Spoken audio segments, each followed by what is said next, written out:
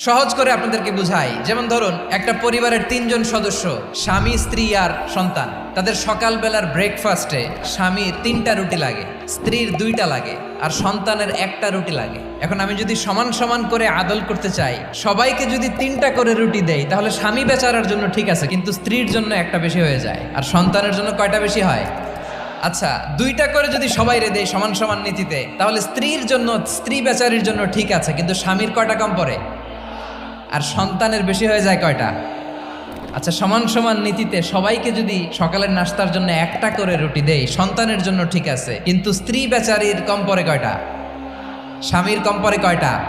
2টা। আর আমি যদি স্বামীকে দেই 3টা, স্ত্রীকে দেই 2টা, আর সন্তানকে দেই 1টা, তাহলে কারো অপচয় হবে না। যেখানে যার যতটুকু দরকার তাকে সেখানে ঠিক ততটুকু দিয়ে দেওয়ার নামই হচ্ছে আদল। আমরা বুঝতে পারলাম আল আদ শব্দের মানে হচ্ছে ইনসাফ বা সুবিচার বা ন্যায় বিচার।